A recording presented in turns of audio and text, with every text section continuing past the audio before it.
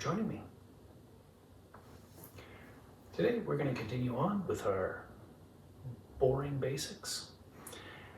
Last time we took a look at our spine, our posture overall, lengthening our spine, had our head floating off into the sky, and our sit bones sinking down into the ground. And then we were just taking some time to breathe.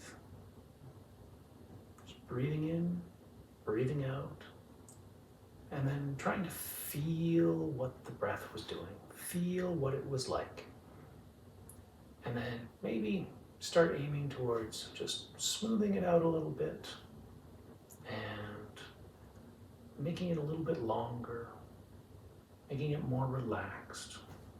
If it was too fast, slow it down a bit. If it was rough, smooth it out a bit. And we're just focusing on those two things. And those two things are still going to be the most important things that we do for quite some time in this series. So I'm going to remind you many, many times over, tall through the top of the head, sit bones down into the chair, making our spine as long as we can, sitting up as straight as we possibly can, like we're on display, and remembering to breathe. Now we're going to take a look at a couple of the other principles posturally and add to our repertoire. So let's take a look at our feet, somewhere down at the end of our legs there. And what we want to do is we want to have our feet straight ahead. But what does straight ahead mean? Especially when our feet are kind of like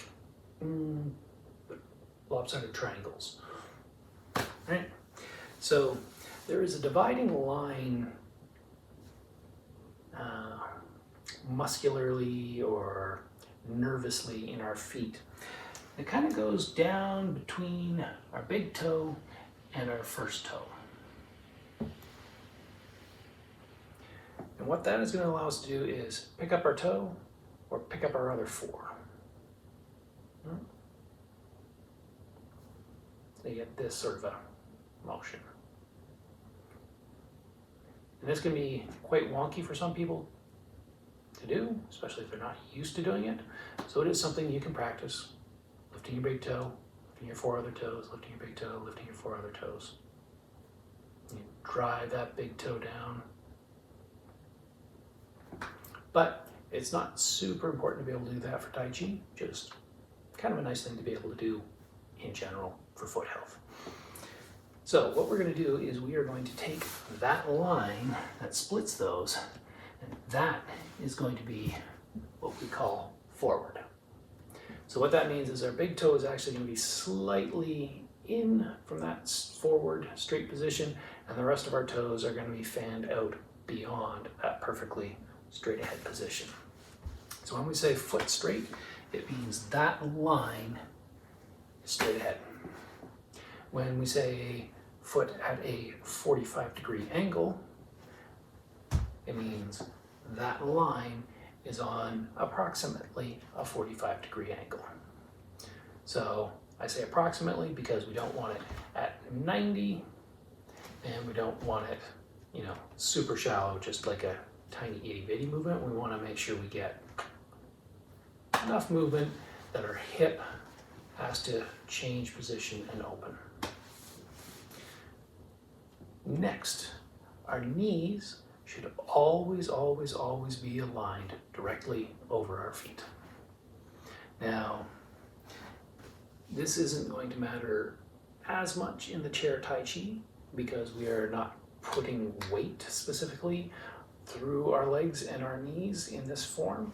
But when we take this form into standing and into walking, that is going to be a very important point. So we are going to remember to do it whenever we practice our Tai Chi form.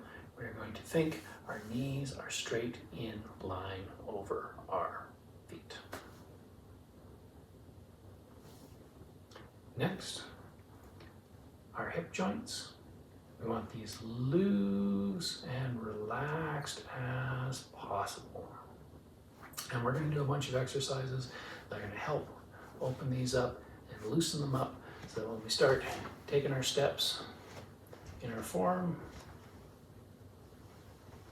doing this sort of stuff, this area is nice and loose and relaxed.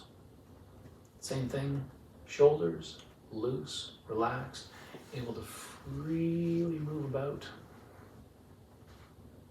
Elbows, wrists, fingertips, everything in the body is relaxed. This is what we're going for, relaxation. It's a concept called song, and it is probably the first most important energy to understanding Tai Chi. And basically the way I like to think of song is my skeleton is at attention and everything else is hanging off of it. So I'm not holding my shoulders up when I lift my arms. I'm actually dropping my shoulders down and my arms lift up by themselves.